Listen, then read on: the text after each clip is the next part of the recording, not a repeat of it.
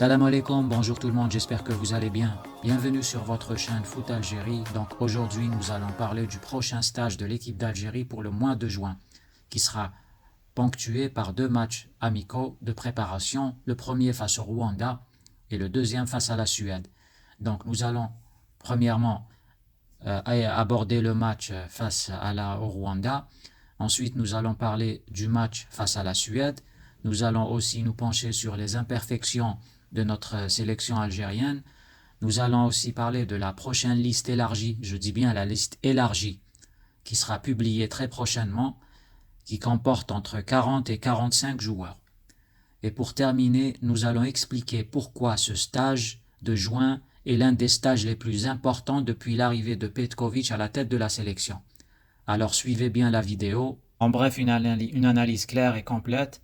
Alors c'est parti. Alors je vais vous demander de suivre cette vidéo jusqu'à la fin parce que j'ai remarqué qu'il y a un problème qui s'est généralisé depuis l'arrivée de Petković.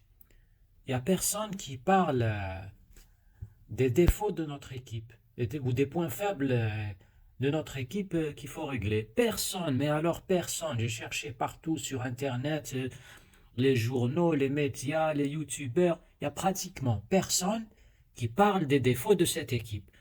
On dirait qu'on a la meilleure équipe au monde. Bien sûr, on va pas nier.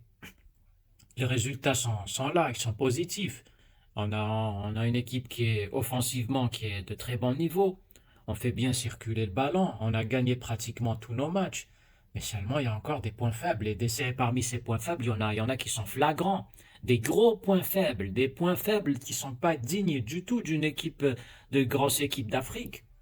On ne peut pas aller loin comme ça. Personne n'en parle. Tout le monde se focalise uniquement sur oh oui, les résultats. On a gagné Mozambique, on a gagné Botswana, on a marqué des buts, la prestation des joueurs et tout. Personne ne parle des points faibles. Personne ne remarque qu'à chaque fois on doit encaisser un but. C'est devenu comme une coutume. À chaque match, on doit encaisser un but. Contre des équipes de dernier rang en Afrique. À chaque match, il faut qu'on encaisse un but. C'est devenu traditionnel, classique, c'est devenu quelque chose de normal. Donc je vais vous demander, c'est très important, suivez la vidéo jusqu'à la fin, nous allons un petit peu éclaircir tout ça. Alors dans ce stage, il y aura 2 matchs d'application, un premier face au Rwanda et un deuxième face à la Suède. Pour ce stage, c'est la meilleure occasion d'effacer les défauts de l'équipe. C'est la meilleure occasion. Ce n'est pas des matchs officiels. Et on est pratiquement qualifié pour la Coupe du Monde. La Coupe d'Afrique, c'est bon, on est qualifié. Donc là, c'est le moment de corriger les défauts. On n'a plus droit à l'erreur. On n'a plus droit à l'erreur. Donc le premier match contre le Rwanda, on ne va pas dire que c'est un total gâchis de jouer contre le Rwanda. Mais on aurait aimé jouer contre un autre adversaire de plus gros calibre. Des équipes par exemple de 3e degré ou de 2e degré, comme par exemple l'Angola. L'Angola par exemple. Mais là tu joues le Rwanda. C'est une équipe de 5e classe en Afrique, qui n'est même pas qualifiée pour la prochaine Coupe d'Afrique des Nations. C'est vrai qu'ils sont bien partis pour la Coupe du Monde 2026, ils sont bien classés. Mais la qualification n'est pas encore acquise. Le Nigeria va certainement revenir, puisqu'ils sont 2 ans dans leur groupe, le Nigeria.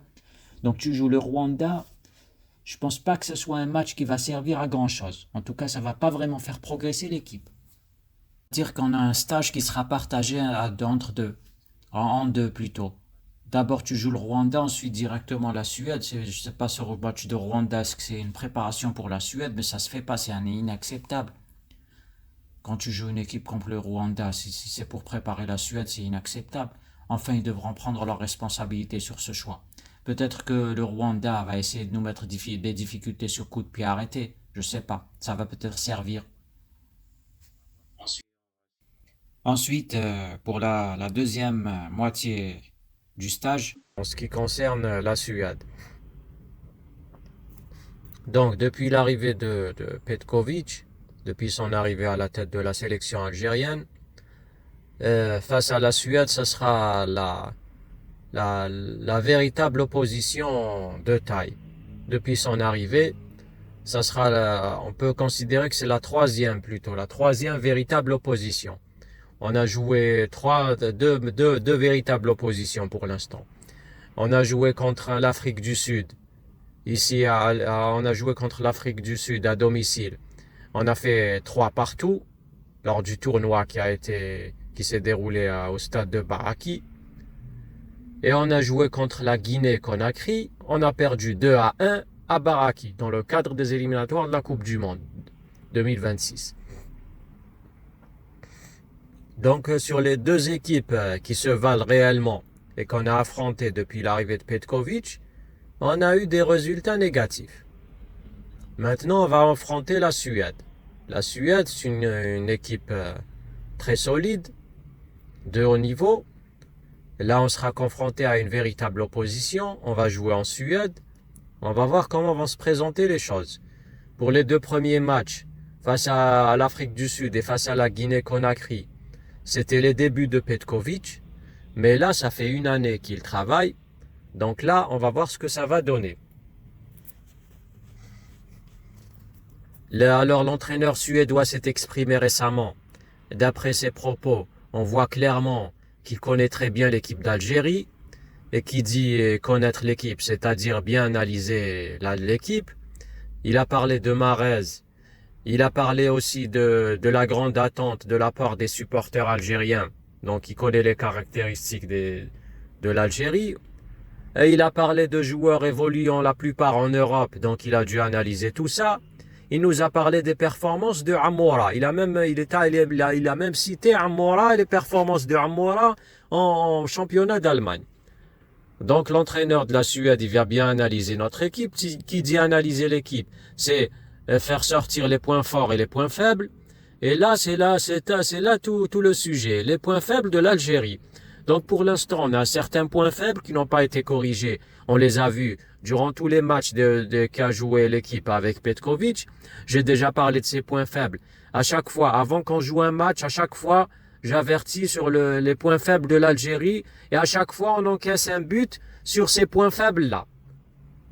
Plus particulièrement sur les coups de pied arrêtés. C'est le point faible principal de notre équipe que tout le monde connaît, c'est les coups de pied arrêtés. À chaque match, on encaisse un but sur coups de pied arrêtés contre toutes les équipes, qu'elles soient faibles ou fortes ou moyennes. C'est surtout des équipes à portée de main, des équipes de 4e et 5e degré en Afrique. Ils nous ont tous marqué un but sur coup de pied arrêté, sur corner ou sur coup franc. Donc là, ce problème-là, le staff technique, à leur tête Petkovic, ils sont bien sûr au courant de ce point faible-là, ils savent très bien. Pour l'instant, ça n'a pas été corrigé. Pour se prononcer et dire pourquoi, on ne sait pas pourquoi. Mais moi, j'ai des petites idées. Peut-être qu'il n'y a pas eu assez de temps pour corriger ça. Ils se sont focalisés sur les résultats. C'est-à-dire qu'il fallait gagner les matchs. Et essayer de ne pas perdre, gagner le maximum de matchs. Et les résultats, les objectifs ont été atteints. À chaque fois, on encaissait un but. Il n'y a pas eu pour l'instant assez de travail. C'est pas un problème de joueurs, puisqu'on n'a pas besoin d'avoir des stars et des joueurs de classe mondiale pour savoir comment se placer sur un coup franc adverse ou sur un corner adverse pour empêcher d'encaisser un but, pour ne pas encaisser un but. C'est un travail qui doit se faire, un travail répétitif qui doit se faire à l'entraînement. Donc apparemment là, ça n'a pas été suffisamment travaillé. Comment est-ce qu'on peut expliquer ça? La seule raison possible, c'est le manque de temps. Les matchs, les stages sont très courts, les matchs sont décisifs. C'est soit des qualifications en Coupe du Monde, soit des qualifications en Coupe d'Afrique. Donc on se focalise sur les points forts et les points faibles de l'adversaire. On travaille notre jeu offensif pour gagner nos matchs et tout. Mais seulement, on a ce défaut-là, on encaisse les buts sur coup de pied arrêté. Je pense qu'ils n'ont pas assez eu le temps de travailler cet aspect-là. Parce que ça doit se travailler absolument. Il y a un manque de concentration flagrant sur les coups de pied arrêtés, coups francs et corners. Il y a un mauvais positionnement. Il y a quand on essaie de jouer leur jeu, il y a toujours quelqu'un qui casse leur jeu et on encaisse ensuite un but. Et c'est souvent Aïssa Mandi. Donc là, il y a un travail qui doit se faire. C'est un travail, ça demande du temps. C'est des exercices répétitifs, ça demande du temps. Je pense qu'ils ont laissé ça pour la deuxième partie, la deuxième moitié du contrat. C'est-à-dire maintenant que la qualification à la Coupe d'Afrique est acquise, la qualification à la Coupe du Monde est presque acquise. Donc là maintenant, je pense que c'est le moment est venu de corriger nos points faibles. Les points faibles de l'Algérie, toutes les équipes africaines les connaissent. Toutes les équipes les connaissent puisque tout le monde nous marque sur ces coups de pied arrêtés. Tout le monde travaille les coups de pied arrêtés avant de jouer l'Algérie. Ils savent très bien. Ils savent très bien que à chaque coup de pied arrêté, c'est une chance de marquer un but vu qu'on est pratiquement une équipe très très très fébrile sur les coups de pied arrêtés. Ça, c'est le point faible principal. L'autre point faible, c'est la fébrilité de nos gardiens de but, tous comme ils sont. Les gardiens, ils sont pas rassurants par rapport à l'équipe. Il faut que ce soit des gardiens qui soient rassurants, qui rassurent l'équipe dans leur sortie. Quand un gardien il sort sur une balle aérienne ou sur un ras de terre, surtout les balles aériennes, que ce soit sur un centre en retrait ou un corner ou un coup franc, quand il sort, soit il doit capter le ballon, soit il doit dégager le ballon le plus loin possible de ses cages. Or, ça, on le voit pas avec nos gardiens. Nos gardiens, quand ils sortent, généralement, ils se loupent, ils captent rarement les ballons, et quand ils les dégagent comme des petites pelotes dans la surface de réparation, là où il y a plein d'adversaires prêts à pousser le ballon dans les cages. Donc, on a des réparations, des corrections à faire. Un bon gardien, c'est quelqu'un qui a une bonne lecture de jeu, qui a une belle anticipation dans le jeu, qui reste debout devant les attaquants. C'est ça un vrai bon gardien.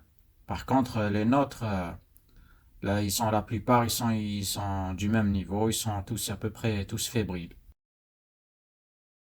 Le troisième point faible, c'est notre défense complète, qui est plutôt une défense plutôt très moyenne.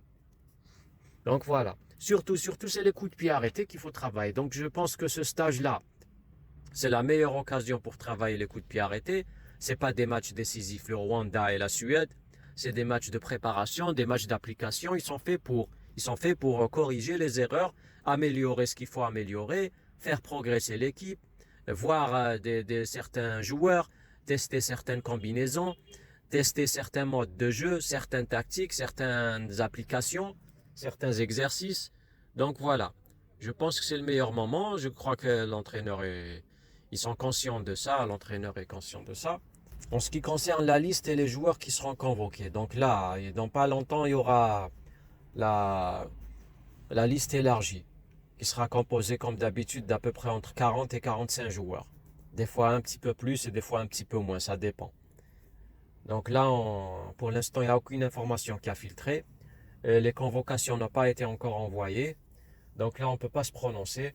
Bien sûr, il y a un certain nombre, au moins 20 joueurs qui ont l'habitude d'être convoqués, qui seront convoqués. Après, pour le reste, on ne peut pas se prononcer. On n'a pas encore d'informations sur ça. Donc, il va y avoir d'abord la liste élargie. Ensuite, il y aura la liste finale de 25 joueurs pour ce stage. Pour les nouveaux joueurs qui seront convoqués, Alors, je peux vous donner quelques noms qui circulent. La plupart, c'est des revenants. On a quelques joueurs du championnat d'Algérie et quelques joueurs en Europe. Nous avons Bourras et Ghazala du Mouloudia d'Alger. Nous avons Akrid de la GS Kabylie, Boulbina du Paradou, Kadri qui évolue en Belgique, Bentaleb de Lille et Bouhanani de l'OGC Nice. Ensuite, pour le déroulement du stage, le premier match ici à Constantine face au Rwanda. Donc, ça sera une remise dans le bain de l'équipe, une mobilisation des joueurs, une remobilisation des joueurs, parce que les échéances vont arriver très vite maintenant. Il y aura la suite des éliminatoires de la Coupe du Monde bientôt. Et ensuite, il y aura directement la Coupe d'Afrique des Nations au Maroc. Compétition officielle, voilà. Donc, il faut mobiliser tout le monde, il faut préparer psychologiquement tout le monde, il faut répéter les exercices de base. Il faut mettre l'accent sur les choses qui ont déjà été acquises, les combinaisons et la cohésion qui a déjà été acquise. Il faut mettre l'accent dessus. Et il faut profiter de ce stage surtout pour corriger les points faibles. Donc voilà. Comme ça, on va essayer de passer à une autre étape. Ce stage-là, je pense que c'est le moment où l'équipe va essayer de passer à une autre étape durant ce stage-là. Après, on verra tout ça face à la Suède. On va voir si ça, on va essayer d'appliquer nos acquis face à la Suède, notamment sur le plan offensif, au milieu de terrain, au niveau de la cohésion. Et on va essayer de voir si on a corrigé nos défauts face à la Suède. Parce que eux, les Suédois, ils sont au courant de tout, ils vont bien analyser notre équipe. Et ils vont bien sûr se focaliser sur nos points faibles pour essayer de nous marquer de buts et essayer des buts et que gérer leur match. C'est des gens qui savent gérer leur match, les Suédois. Ils te plantent un ou deux buts, puis après ils essayent de te faire endormir. Ils font un petit peu tourner le ballon, ils jouent leur match tranquille jusqu'à la fin et puis c'est tout. On va essayer de voir aussi à l'œuvre certains joueurs qui n'ont pas été beaucoup utilisés et qui sont souvent convoqués, de voir leur capacité d'intégration dans les différents systèmes de jeu. On va essayer de voir leur cohésion avec leurs autres coéquipiers. Par exemple, on a des joueurs comme Maza, comme Chiacha, comme Bouaneni. Bouaneni sera sûrement convoqué. On a des joueurs, voilà, on a ces joueurs-là. On a des joueurs derrière comme Nahir. Voilà, c'est ça, c'est ces joueurs-là. Parce que pour les autres, pour le reste des matchs de qualification à la Coupe du Monde, surtout le déplacement en Guinée et Conakry, et surtout pour la prochaine Coupe d'Afrique des Nations qui arrive bientôt. Donc là, faudra être bien armé. C'est pas un 11 joueurs qui ont beaucoup de cohésion entre eux et bien en place et qui sont efficaces, et un banc de touche qui manque de cohésion, qui n'entre pas dans les différents systèmes. Il faut avoir un souffle très lent pour la Coupe d'Afrique des Nations. Il faut avoir un effectif large de niveau, à peu près avec le même niveau entre ceux qui seront alignés plusieurs fois titulaires et ceux qui seront remplaçants. Il ne faut pas qu'il y ait une différence très très grande de niveau et de cohésion. C'est ça, parce que ça va être très très compliqué la Coupe d'Afrique des Nations. Pour passer le premier tour, ça va être très compliqué. Il ne faut pas croire que c'est bon, ça y est, on a gagné le Mozambique et je ne sais quelle équipe, le Botswana et autres. C'est bon, ça y est, l'équipe elle est au top. Non, c'est complètement différent. La Coupe d'Afrique des Nations, ça sera complètement différent. Ça sera hyper difficile de passer le premier tour. Moi, j'avertis tout le monde dès maintenant. Attention, pour passer le premier tour, ça va être hyper compliqué. Les adversaires, ils vont rien lâcher et ils sont tous de bon niveau. Là, il faut sous-estimer personne. Moi, j'ai vu ces adversaires-là et il faut faire attention. Il faut faire très attention. Il faut faire très attention. Ça ne sera pas facile du tout. Hyper compliqué pour toutes les équipes. Pour toutes les équipes et surtout pour la nôtre. Surtout pour la nôtre.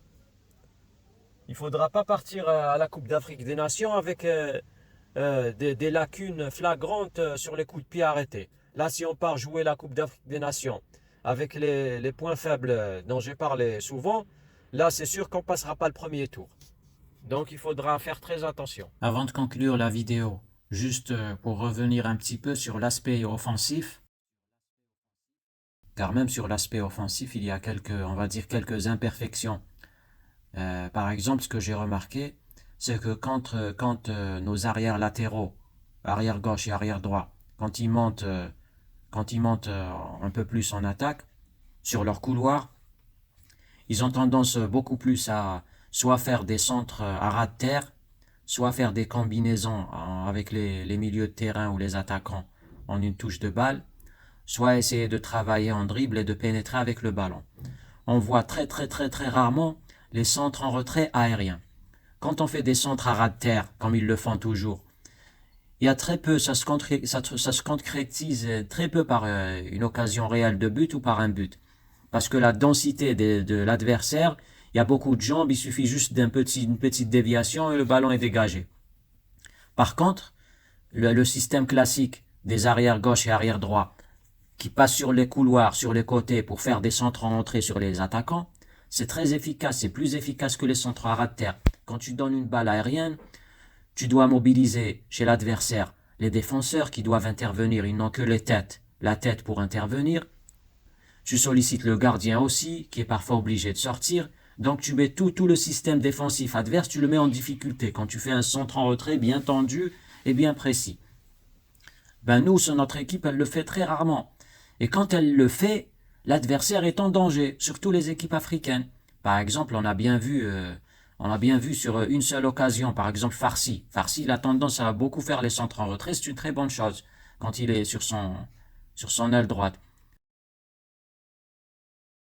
Qui faisait un centre en retrait aérien, l'équipe adverse était en une grosse difficulté, contrairement au centre à ras de terre que faisait par exemple Mahrez ou Ait Nouri ou Attal ou sur le côté droit toujours. Face au Botswana à l'extérieur, on a vu le milieu de terrain Hicham Boudaoui qui est passé à droite, qui a pénétré, qui a fait le travail d'un arrière droit et qui a fait un centre en retrait. Il a suffi un seul centre en retrait aérien de Boudaoui sur la tête de Gouiri et ça s'est terminé par un but. On a aussi Amoura face au Mozambique, ici en Algérie. Il a fait un seul centre en retrait sur son côté gauche, à destination de Hadjam qui était à droite. Ça s'est conclu par un but. Il faut se focaliser un peu plus sur les centres en retrait aériens, plus que les centres à ras de terre. Surtout qu'on a des joueurs qui ont un bon jeu de tête. On a Gouiri qui a un très bon jeu de tête. On a Amoura qui a une belle détente, il a un bon jeu de tête. On a Chiaha qui a un bon joueur de tête. On a Bounedjah, un bon joueur de tête. On a plein de joueurs de tête sur le plan offensif. On les est en train d'exploiter cette arme-là. Il faut l'exploiter. Il faut utiliser au maximum les capacités de nos joueurs. Donc c'est ça, il faut multiplier les centres en retrait classiques. C'est du classique dans le football, ça tout le monde le connaît. Les arrières gauche et les arrières droits quand ils montent, c'est pour faire des centres en retrait aériens. C'est classique et c'est très efficace. Mais on le voit rarement avec notre équipe nationale. Ça, il faut le travailler aussi. Donc, s'il vous plaît, vous partagez avec tout le monde. Vous partagez le maximum. Moi, j'ai pas envie quand on est en train de tomber dans la facilité comme ça. Moi, j'ai pas envie qu'on se fasse éliminer au premier tour, encore une fois, de la prochaine Coupe d'Afrique des Nations, à cause des coups de pied arrêtés. J'espère, et ça c'est le plus important, j'espère que le staff technique va profiter de ce stage pour réparer les défauts. Parce que c'est le moment opportun. Après, qu'est-ce qu'il reste? Il reste les derniers matchs de qualification à la Coupe du Monde. Ensuite, il restera un seul stage avant la Coupe d'Afrique des Nations. Un seul stage et c'est la Coupe d'Afrique. Donc c'est le moment de corriger les erreurs. C'est ce stage-là, c'est crucial. C'est crucial ce stage-là. Et ce que j'ai remarqué, comme je vous ai dit, personne n'a parlé de ces points faibles-là. Personne n'a mis la lumière sur ces points faibles-là. Pratiquement personne. J'ai cherché, je n'ai pas trouvé. Que ce soit les journalistes, que ce soit les youtubeurs, que ce soit... Je sais pas moi. J'ai pas trouvé moi. Donc vous partagez s'il vous plaît au maximum. Il faut que ça arrive au maximum, à un maximum de gens. Même avec les autres youtubeurs. J'espère qu'ils vont avoir l'idée d'en parler. Donc voilà, c'est ça. Donc c'était tout pour cette vidéo, j'espère qu'elle vous a plu. Merci de l'avoir suivi. N'oubliez pas de vous abonner, de partager surtout avec vos amis, de liker. Laissez-nous un commentaire en bas de la vidéo, donnez-nous votre avis sur ce stage.